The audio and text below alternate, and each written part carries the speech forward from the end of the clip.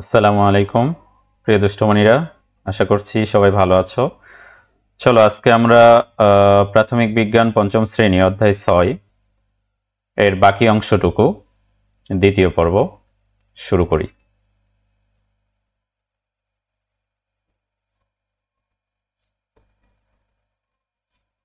দেখো, এখানে প্রথমে আছে হচ্ছে খাদ্য সংরক্ষণ। বছরে সবসময় সব ধরনের খাদ্যদ্রব্য পাওয়া যায় না, তাই মৌসুম ব্যতীত বছরের অন্য সময়ে পাওয়ার জন্য নানাভাবে খাদ্য সংরক্ষণ করতে হয়।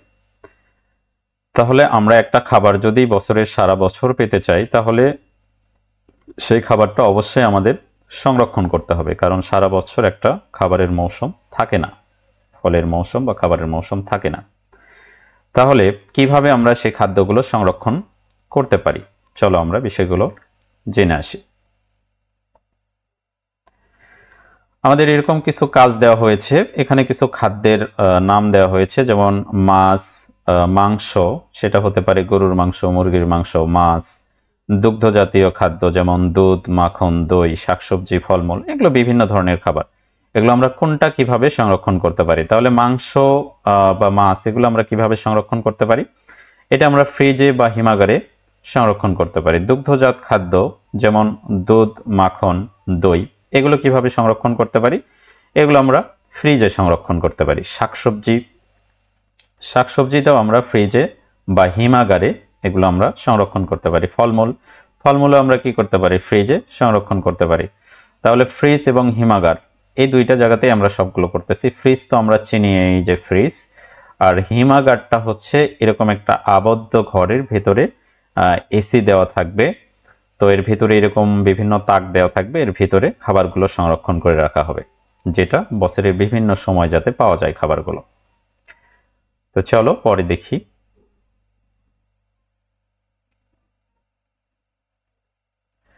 খাদ্য সংরক্ষণের উপায় আমরা দুইটা উপায় ইতিমধ্যে দেখেছি, একটা হচ্ছে ফ্রিজ আর একটা হলো হিমাগার। আর কি কি আছে চলো দেখি। বৈজ্ঞানিক উপায়ে বিভিন্নভাবে খাদ্য সংরক্ষণ করা যায়। চাল, ডাল, গম ইত্যাদি রোদে শুকিয়ে সংরক্ষণ করা হয়। মাছ, মাংস, সবজি, ফল ইত্যাদি ফ্রিজের ঠান্ডায় বেশ কিছুদিন ভালো থাকে। তাহলে শাকসবজি, ফলমূল ফ্রিজে রাখার সময় সতর্কতা অবলম্বন করতে হবে। এছাড়াও হিমাগারে শাকসবজি, মাছ, মাংস ইত্যাদি সংরক্ষণ করে বছরের বিভিন্ন সময় বাজারে সরবরাহ করা হয়। তাহলে রোদে শুকিয়ে আমরা কি কি ধরনের খাবার সংরক্ষণ করতে পারি? যেমন এই যে বিভিন্ন ধরনের শস্য দানাগুলো আছে, চাল, ডাল বা বিভিন্ন ধরনের বাদাম জাতীয় যেগুলো শস্য দানা আছে, এগুলো আমরা রোদে শুকিয়ে সূর্যি মামার কাছে দিলে এরা শুকিয়ে যাবে, তারপরে আমরা সুন্দর করে এভাবে সংরক্ষণ করতে পারি। এছাড়া কি করতে পারি? আমরা মাছও রোদে শুকিয়ে সংরক্ষণ করতে পারি, শুটকি আকারে সারা বছর আমরা এগুলো খেতে পারি। এছাড়া কি আছে, আর কিভাবে সংরক্ষণ করতে পারি খাবার? আমরা ফ্রিজে সংরক্ষণ করতে পারি, এই যে এইভাবে মাছ, মাংস, সবজি এভাবে আমরা ফ্রিজে সংরক্ষণ করতে পারি। তাছাড়া কিসে সংরক্ষণ করতে পারি? আমরা কিছুক্ষণ আগেই দেখেছি, হিমাগারে একদম বরফের মতো ঠান্ডায় আমরা খাবারগুলো সংরক্ষণ করতে পারি।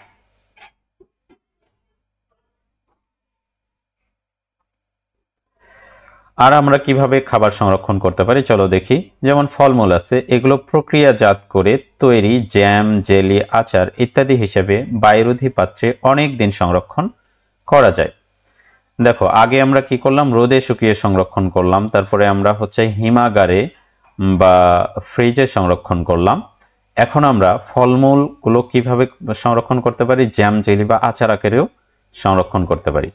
এছাড়া লবণ দিয়ে বা বরফ দিয়ে মাছ সংরক্ষণ করা যায়। আবার চিনি, সিরকাকে আমরা আসলে ভিনেগার বলে থাকি, ভিনেগারকে সিরকা বলে থাকি। যাই হোক, ভিনেগারটাই আমাদের বেশি পরিচিত সিরকার চেয়ে। তো চিনি, সিরকা বা তেল দিয়ে জলপাই, বড়ই, আম ইত্যাদি খাদ্য অনেক দিন সংরক্ষণ করা যায়। তাহলে খাদ্য সংরক্ষণ যদি আমরা এভাবে শিখে যাই, তাহলে খাবারগুলো আমরা বছরের সব সময় পাওয়া আমাদের জন্য সম্ভব হবে। তাহলে জ্যাম, জেলি এগুলো আকারে, আচার আকারে আমরা কি করতে পারি? ফলগুলো সংরক্ষণ করে রাখতে পারি এরকম বায়ুরোধী পাত্রে। তাছাড়া কি করতে পারি? আমরা এই যে এভাবে ফলের আচার করতে পারি, আমের আচার, দেখো এই যে লেবু, এইভাবে আমরা কেচাপের মতো করে আমরা সংরক্ষণ করতে পারি।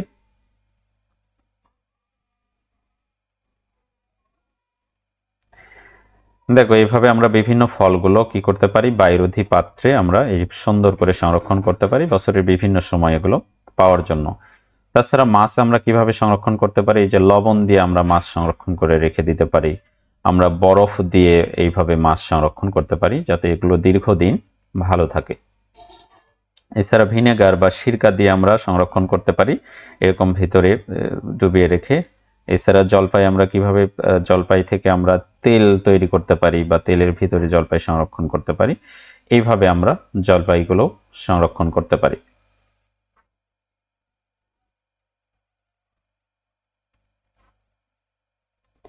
তাহলে আমরা যে এই খাদ্যগুলো সংরক্ষণ করার জন্য এত কষ্ট করছি, রোদে শুকাচ্ছি, ফ্রিজে রাখছি, হিমাগারে রাখছি, জ্যাম জেলি আচার তৈরি করে রাখছি, তাহলে এগুলোর গুরুত্বটা কি? চলো গুরুত্বটা জেনে আসি। খাদ্য সংরক্ষণ অপচয় রোধ করে ও দ্রুত পচন থেকে খাদ্যকে রক্ষা করে। ধরো আমের সময়ে প্রচুর পরিমাণে আম পাওয়া যায়, এই সময়ে আম যদি আমরা সংরক্ষণ করে না রাখি তাহলে কি হয়ে যাবে? আমগুলো পচে যাবে, তাহলে নষ্ট হয়ে যাবে। এই যে আমাদের অপচয় হবে, আমাদের একটা সম্পদ অপচয় হয়ে যাবে। এগুলো কি করতে পারি? আমরা রোধ করতে পারি, দ্রুত পচন থেকেও খাদ্যকে রক্ষা করতে পারি। তাছাড়া মাছ, মাংস, সবজি, ফল, দুগ্ধজাত খাদ্য ইত্যাদি খুব সহজেই জীবাণু দ্বারা পচে নষ্ট হয়ে যায়। তাহলে খাদ্য সংরক্ষণ খাবারে পচন সৃষ্টিকারী জীবাণু জন্মাতে বাধা দেয়। খাদ্য সংরক্ষণের মাধ্যমে বিভিন্ন মৌসুমী খাদ্যদ্রব্য সারা বছর পাওয়া যায়, এটা আমার একটা সুবিধা। এখন আমার অন্য একটা সময় আম খেতে ইচ্ছা করছে, কিন্তু আমি তো সে সময় আম খেতে পারবো না, পাবো না, কারণ সেটা সিজন না। তাহলে আমরা কি করব? যদি আমরা আমটা সংরক্ষণ করে রাখতে পারি তাহলে বছরের বিভিন্ন সময় বা সারা বছর আমরা সেটা খেতে পারবো। এছাড়া খাদ্য সংরক্ষণের মাধ্যমে অনেক দূরবর্তী এলাকায় সহজে খাবার সরবরাহ করা যায়।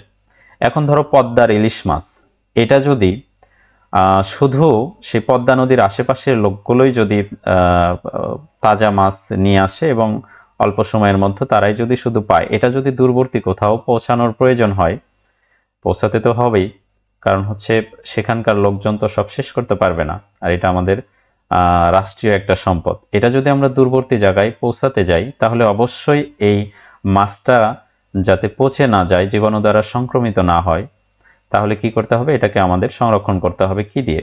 অবশ্যই লবণ বা বরফ দিয়ে সংরক্ষণ করতে হবে। তাহলে এই যে এইভাবে খাবার সংরক্ষণ করে আমরা দূরবর্তী এলাকায় খাবারগুলো টাটকা আকারে পাঠিয়ে দিতে পারি, যার ফলে কি হয়? খাবারগুলো ভালো থাকে।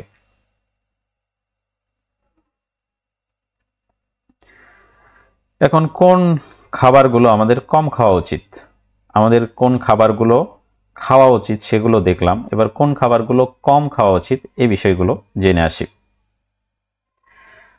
দেখো, প্রয়োজনীয় পুষ্টি পেতে আমাদের সুষম খাবার খেতে হবে, কিন্তু সুস্বাস্থ্যের জন্য আমাদের কোন কোন খাবার খাওয়া উচিত? যদি আমরা প্রয়োজনীয় পুষ্টি পেতে চাই তাহলে আমাদের সুষম খাদ্য খেতে হবে। সুষম খাদ্য বলতে সেই খাদ্যকে বোঝায় যে খাদ্যগুলোতে ওই যে 6টা উপাদান একটা নির্দিষ্ট পরিমাণে থাকে, সেটা হচ্ছে সুষম খাদ্য। এখন সুস্বাস্থ্যের জন্য আমাদের কোন কোন খাবার খাওয়া উচিত যাতে আমাদের স্বাস্থ্য ভালো থাকে? তাহলে প্রশ্ন করা হয়েছে কোন কোন খাবার পরিহার করা উচিত, কোন কোন খাবার খাওয়া উচিত এটা একটা প্রশ্ন, আর কোন কোন খাবার পরিহার করা উচিত এটাও একটা প্রশ্ন। ওকে, দুইটা প্রশ্নেরই আমরা উত্তর খুঁজে আসি। চলো, তোমাদের বইয়ে এরকম দুইটা চার্ট দেওয়া আছে, বলা হয়েছে এইভাবে নিচে কিছু খাবার দিয়ে বলা হয়েছে কোনগুলো স্বাস্থ্যসম্মত এবং কোনগুলো স্বাস্থ্যসম্মত নয়, সেগুলো তোমরা খুঁজে বের করো। তাহলে চলো এই বিষয়গুলো নিয়ে আমরা একটু খেলাধুলা করব। প্রথমে হচ্ছে এগুলোর সাথে তোমরা খুবই পরিচিত, পিৎজা। তো পিৎজা কি ধরনের খাবার বলো? ঠিক বলেছ, স্বাস্থ্যসম্মত নয়। এই যে বার্গার, বার্গারটা কি স্বাস্থ্যসম্মত নয়? হটডগ অবশ্যই স্বাস্থ্যসম্মত নয় এগুলো। এবার হচ্ছে দুধ, দুধ আমরা আমাদের খাবারের তালিকায় দেখেছিলাম, দুধটা কি হবে? অবশ্যই স্বাস্থ্যসম্মত খাবার। এরপর আছে হচ্ছে পপকর্ন, এগুলো কি ধরনের খাবার? অবশ্যই স্বাস্থ্যসম্মত না, এগুলোর ভিতরে বিভিন্ন ধরনের লবণ জাতীয় জিনিসগুলো দেয়া হয়, মশলা জাতীয় জিনিস, এই জন্য এগুলো স্বাস্থ্যসম্মত নয়। এরপর হচ্ছে কোক বা বিভিন্ন ধরনের কোমল পানীয়, এগুলো অবশ্যই স্বাস্থ্যসম্মত নয়, কারণ এগুলোতে প্রচুর পরিমাণে চিনি দেওয়া থাকে। তারপরে হচ্ছে কলা। কলা অবশ্যই আমাদের স্বাস্থ্যসম্মত খাবার। আপেল আমাদের স্বাস্থ্যসম্মত খাবার। এছাড়া হচ্ছে ভাত, মাছ, মাংস, ডাল এগুলো আমাদের স্বাস্থ্যকর খাবার। তাহলে বিষয়গুলো আমরা একটু খেলাধুলা করলাম, যাতে আমাদের এই বিষয়গুলো নিয়ে কোনো মাথায় চাপ না থাকে, যাতে খুব সহজে আমরা শুধু চিত্র দেখেই বিষয়গুলো মনে রাখতে পারি। চলো আমরা পরের বিষয়গুলো দেখি।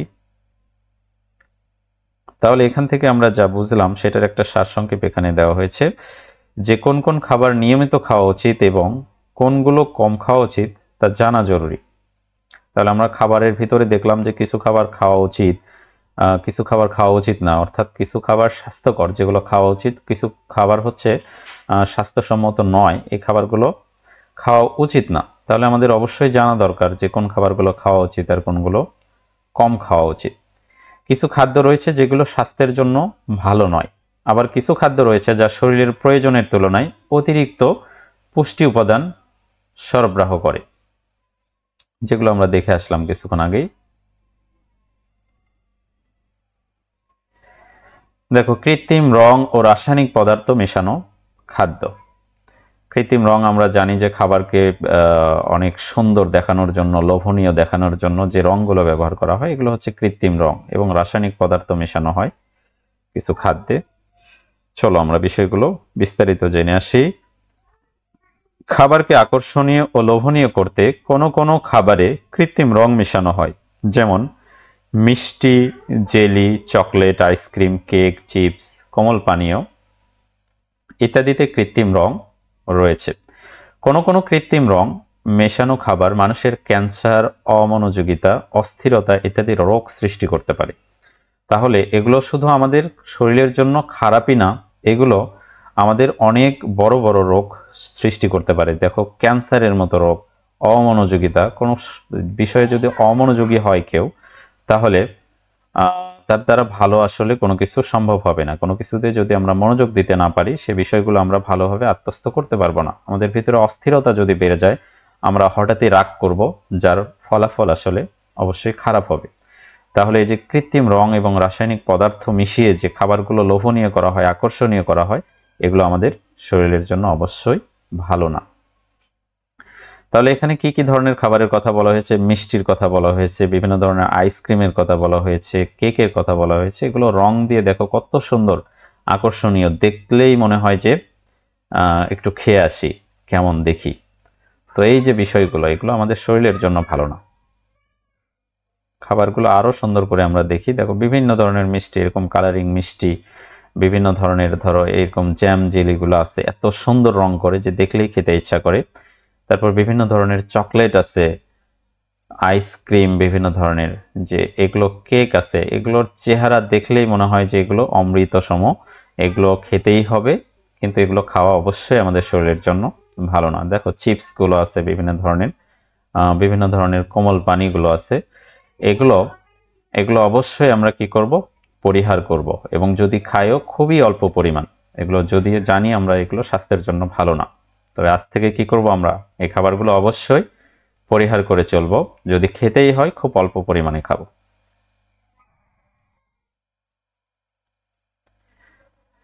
দেখো, অসাধু ব্যবসায়ীরা কি করে? এই অসাধু ব্যবসায়ীরা খাবারে বিভিন্ন ক্ষতিকর রাসায়নিক পদার্থ মিশিয়ে থাকে। খাবার সংরক্ষণ ও ফল পাকানোর জন্য বিভিন্ন রাসায়নিক পদার্থ ব্যবহার করা হয়।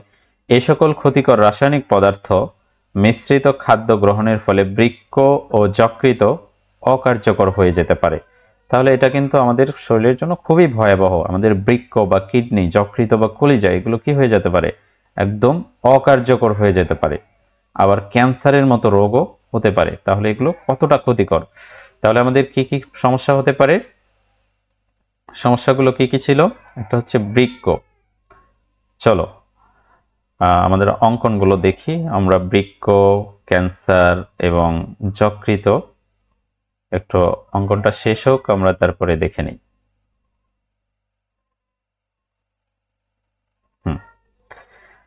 দেখো, অনেক সুন্দর করে এঁকে দিয়েছে আমাদের পড়ার সুবিধার্থে। দেখো, খাবারে যদি এই যে রাসায়নিকগুলো মিশ্রণ করা হয়, মিশানো হয়, তাহলে আমাদের কি হয়, বৃক্ক বা কিডনি সমস্যা হতে পারে, কিডনিটা অকার্যকর হতে পারে।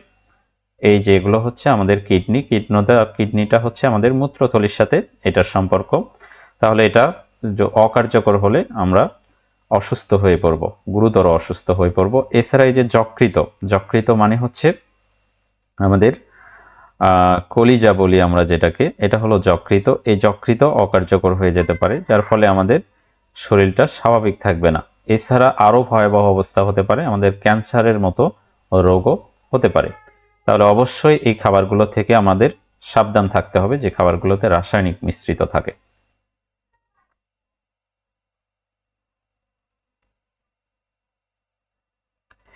এবার জাঙ্ক ফুডটা কি আমরা জেনে আসি। তোমরা কেউ হয়তো জাঙ্ক ফুড এর নাম শুনে থাকবে। জনপ্রিয় জাঙ্ক ফুডের মধ্যে রয়েছে burger, pizza, potato chips, fried chicken, কোমল পানীয় ইত্যাদি। জাঙ্ক ফুড সুস্বাদু হলেও সুষম খাদ্য নয়। জাঙ্ক ফুডে অত্যধিক চিনি, লবণ ও চর্বি থাকে। এই কারণে এগুলো সুষম খাদ্য নয়। এগুলো সুস্বাদু, তবে সুষম নয়। তাহলে এর ভিতরে কি আছে? আমাদের বার্গার আছে, পিৎজা আছে, পটেটো চিপস, ফ্রাইড চিকেন, কোমল পানীয়। তাহলে যদি তোমাদের বলা হয় যে জাঙ্ক ফুড বলতে কি বোঝায়, তাহলে অবশ্যই এই যে খাবারের নামগুলো বা কয়েকটি জাঙ্ক ফুডের নাম বলো, তাহলে অবশ্যই এই খাবারগুলো তোমরা শুধু একবার চোখে দেখে নাও, সব মনে থাকবে। দেখো, burger, pizza, chips, fried chicken, এরপর হচ্ছে কোমল পানীয়। শুধু একবার দেখলেই, চিত্রগুলো দেখলেই তোমাদের সবগুলো পড়া রিকল হবে, স্মরণ হয়ে যাবে। তবে চিত্রগুলো অবশ্যই মাথায় সেভ করে রাখবে।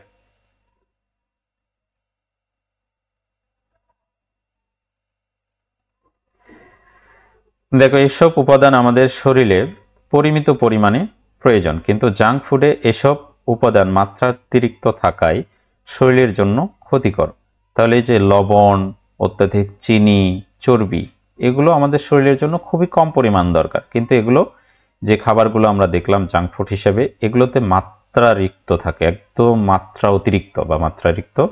মাত্রাতিরিক্ত থাকে, যার কারণে এগুলো আমাদের শরীরের জন্য ক্ষতিকর হয়। সাধারণ খাবারের বদলে জাঙ্ক ফুড খেলে পুষ্টিহীনতা, অতিরিক্ত ওজন বৃদ্ধি বা মোটা হয়ে যাওয়া ইত্যাদি সমস্যা হতে পারে। তাহলে এই জাঙ্ক ফুডগুলো খেলে কি হবে? এই যেরকম মোটু হয়ে যাবে, তুমি এত মোটা, তাই না?